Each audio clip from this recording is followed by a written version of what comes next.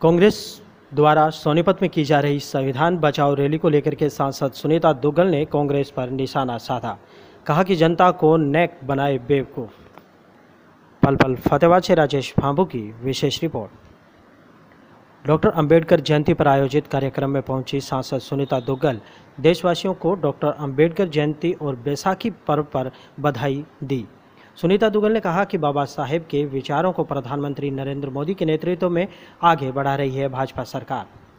सोनीपत में कांग्रेस द्वारा आयोजित की जा रही संविधान बचाओ रैली को लेकर के कांग्रेस पर निशाना साधते हुए उन्होंने कहा कि बाबा साहेब और संविधान का नाम लेकर के लोगों को बेवकूफ़ बनाने की गलतफहमी में न रहे कांग्रेस। देखिए, आज जो है बाबा साहब अम्बेडकर जी की जो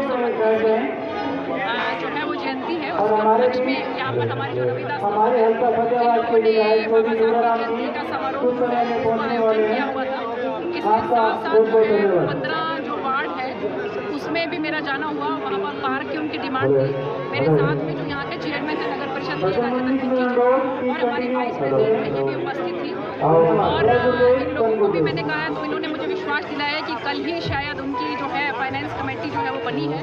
तो पूरी उम्मीद है कि आने वाले समय में फतेहाबाद का जो है वो चहुमुखी विकास होगा और किसी भी तरह की कोई दिक्कत जो है किसी भी वार्ड में नहीं रहेगी। और एक बार फिर से आप लोगों के माध्यम से बाबा साहब भीमराव अम्बेडकर जी की 132वीं जयंती के उपलक्ष्य में समस्त देशवासियों को बहुत बहुत शुभकामनाएं और बैसाखी की भी बहुत बहुत मंगल कामनाएं। मैडम, आज कांग्रेस सोनीपत में महारैली कर रही है, संविधान बचाओ रैली कर रही है जी, उसको लेकर के क्या टिप्पणी करें? देखिए, बाबा साहब भीमराव अम्बेडकर जी की जो बातें थी उनको अगर किसी ने आगे बढ़ाने का काम किया है तो वो हमारे आदरणीय प्रधानमंत्री श्री नरेंद्र मोदी जी ने किया है। चाहे हम महिलाओं के लिए शौचालय की बात करें, पूरे देश भर के अंदर 11 करोड़ शौचालय आज की तारीख में बन चुके हैं। इसके साथ साथ संविधान दिवस जो है वो हमारे माननीय प्रधानमंत्री जी ने घोषणा की कि संविधान दिवस जो है वो मनाया जाएगा। इसके साथ साथ आप पंचतीर्थ आप देखिए कि बाबा साहब की जो जगह है जहाँ पर उन्होंने शिक्षा ग्रहण की, जहाँ पर उनका परिनिर्वाण हुआ, जहाँ पर उनका जन्म हुआ, सब जगह जो है उनको पंचतीर्थ के रूप में विकसित किया गया है। तो मुझे लगता है कि संविधान के बारे में जितना हमारे आदरणीय प्रधानमंत्री श्री नरेंद्र मोदी जी जो हैं वो चिंतित रहते हैं या कि वो उसके बारे में काम करते हैं, इतना इससे पहले कभी भी भारत रत्न जो है वो बाबा साहब को किसने दिया?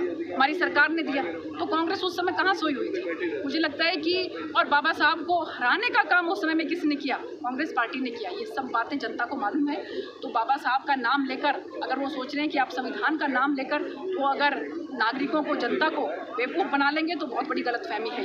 मैडम, एक सीएम साहब प्रोग्राम कर रहे हैं जनसंवाद, तो विपक्ष का कहना है कि इस तरह के क्योंकि चुनावी मोड आ गया इसलिए जो है सीएम बाहर निकले हुए हैं, जबकि विपक्ष आपके समक्ष बहुत टाइम से करता आ रहा है।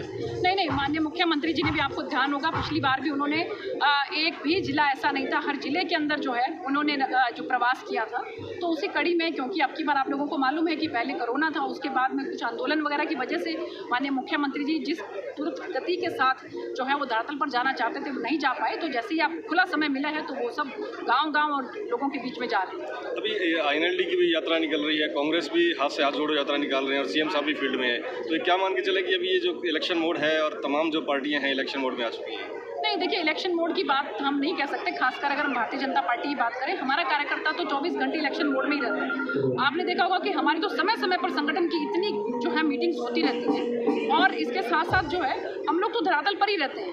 हम जो ये दूसरी पार्टी के विपक्षी जो दल है वो आप जो कह सकते हैं कि अब शायद इलेक्शन को पास में देखकर अब मैदान में उतर रहे हैं, लेकिन हम लोग तो हमेशा धरातल पर ही रहते हैं। जेजेपी को लेकर के, जेजे गठबंधन को लेकर के बहुत सारी बातें उठ रही हैं, क्या कहना चाहेंगे? देखिए, ये निर्णय जो है वो हमारा शीर्ष नेतृत्व लेगा, जो भी निर्णय लेगा हम उसका पालन करेंगे।